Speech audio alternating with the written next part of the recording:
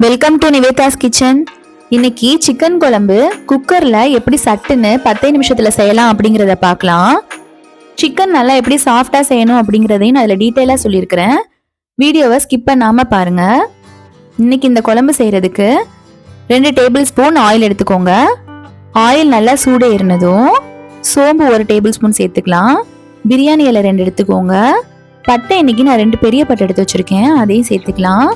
ஏலக்காய் 3, கிராம்பு 2 எடுத்துக்கலாம். எல்லாமே நல்லா எண்ணெயில சேர்த்து நல்லா பொரிய விடணும். நல்லா பொரிஞ்சு வந்துடட்டும், அப்பதான் அந்த டேஸ்ட் நல்லா இருக்கும். இப்போ நல்லா பொரிஞ்சு வந்துருச்சு எனக்கு. இந்த சமயத்துல பொடியா 2 வெங்காயம் நான் கட் பண்ணி எடுத்து வச்சிருக்கேன், அதையும் சேர்த்துக்கலாம். எண்ணெய் நல்லா வதங்கி வரட்டும். எண்ணெயில வெங்காயம் நல்லா வதங்கி வரணும் நமக்கு. பாருங்க, இப்போ இந்த சமயத்துல வந்ததும் 2 தக்காளி சேர்த்துக்கலாம். தக்காளியும் வெங்காயமும் ஒன்னா சேர்த்து நம்ம வதக்கக்கூடாது, ஒன்றுக்கு ஒன்று சரியா வெந்து வராது. தனித்தனியா வதக்குனீங்க அப்படின்னா உங்களுக்கு ஒரு சைடா வதங்கி வரும். இப்போ இந்த தக்காளி வெந்து வரதுக்கு நான் 1 டேபிள் ஸ்பூன் உப்பு சேர்த்துக்கிறேன். மஞ்சள் தூள் 1/4 டீஸ்பூன் சேர்த்துக்கலாம். இந்த சமயத்துல சிக்கன் 250 கிராம் எடுத்து வச்சிருக்கேன், அதையும் சேர்த்துக்கலாம். நல்லா மஞ்சள் உப்பு போட்டு கழுவி எடுத்து வச்சுக்கோங்க. நல்லா வெங்காயம் தக்காளியோட நல்லா வதக்கி பரட்டி விட்டுக்கோங்க.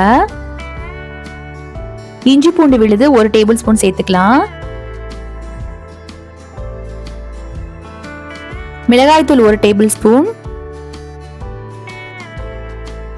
மல்லித்தூள் 1 டேபிள் ஸ்பூன் சேர்த்துக்கோங்க. கரம் மசாலா 1/2 டீஸ்பூன் சேர்த்துக்கோங்க. ஏன்னா முதல்ல நம்ம தாளிக்கும் போது கரம் போட்டு நம்ம தாளிச்சிட்டோம். நிறைய சேர்த்தோம் அப்படின்னா கரம் மசாலா ஸ்மெல் உங்களுக்கு ரொம்ப அதிகமா இருக்கிறதுனால நான் 1/2 டீஸ்பூன் மட்டும் சேர்த்துருக்கிறேன். இந்த சமயத்துல நல்ல சிக்கன் உங்களுக்கு கொஞ்சம் இப்பயே வெந்து வந்திருக்கும். நீங்க வதக்குனதுல சிக்கன் மூழ்கிற அளவுக்கு நீங்க தண்ணி ஊத்துனீங்கன்னா போதும், நிறைய தண்ணி சேர்த்துட வேண்டாம். அப்புறம் உங்களுக்கு ரொம்ப தண்ணி மாதிரி ஆயிடும் வேக வைக்கும் போது. இந்த சமயத்துல மல்லி இலைகளை தூவி விட்டுக்கலாம். ஏன்னா சிக்கன்ல இருந்து நமக்கு தண்ணி வரும் இல்லையா, அதனால மூழ்கிற அளவுக்கு வச்சு 2 விசில் விட்டு எடுத்துக்கோங்க. அதிகமா விசில் விட்டோம் அப்படின்னாலும் நமக்கு ரொம்ப சிக்கன் ரப்பர் மாதிரி ஆயிடும். 2 விசில் உங்களுக்கு கரெக்டா இருக்கும். இந்த மாதிரி செஞ்சு பாருங்க. இப்போ பாருங்க, நம்ம கொஞ்சம் தண்ணி மாதிரி தான் இருக்கும். இந்த சமயத்துல நம்ம ஒரு பேஸ்ட் அரைச்சி எடுத்துட்டு வந்துக்கலாம்.